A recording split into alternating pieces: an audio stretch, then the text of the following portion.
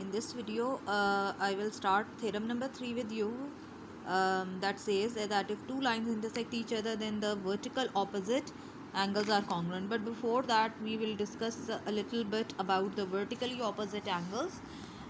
It is actually a part of your demonstrative geometry, page 172, that is in your book.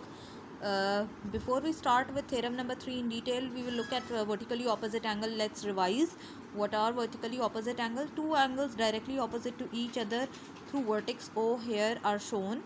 Actually, when two lines intersect each other, like line AB is intersecting line CD at point O, then vertically opposite angles are formed that are actually opposite through the vertex O.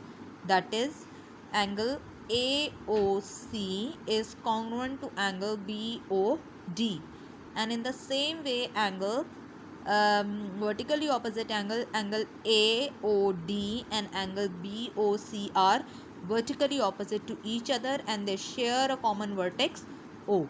Now let's come to theorem number 3 that says prove that if two lines intersect each other, then the vertical opposite angles are congruent, or vertically opposite angles are congruent. So the given is saying given statement you have to write.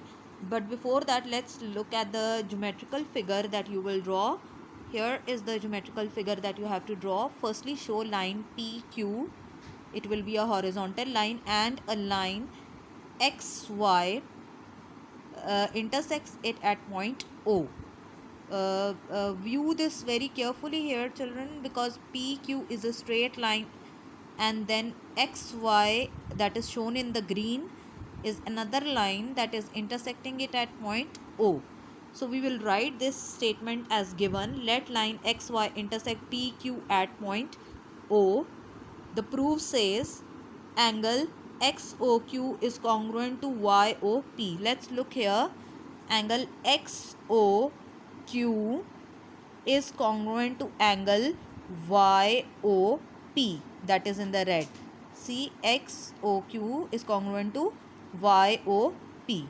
Next part is YOQ is congruent to YOQ will be congruent to XOP.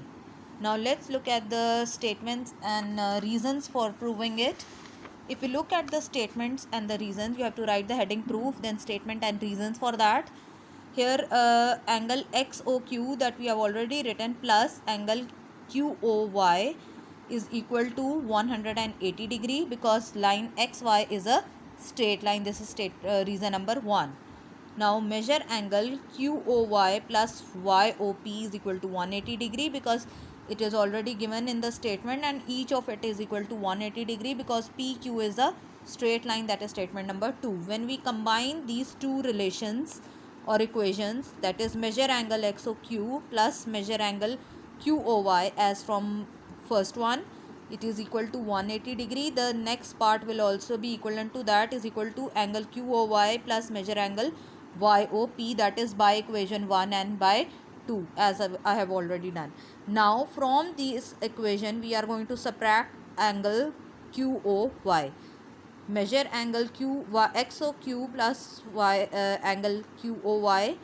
Introduce minus sign and write angle QOY is equal to, on the other side also you will introduce minus angle QOY plus angle YOP plus angle QOY. So as you know, opposite signs are subtracted, so you subtract that on both the sides. Thus measure angle XOQ is equal to measure angle YOP, subtracting angle XOQ from both the side. What is left, we will write it here further. Measure angle XOQ is equal to measure angle YOP from the above, whatever was left behind. Similarly, angle YOP is equal to XOP. So this is how you will do theorem number 3. Children, you have to read and write the complete theorem 3 in your copy from page number 172. So thank you for watching.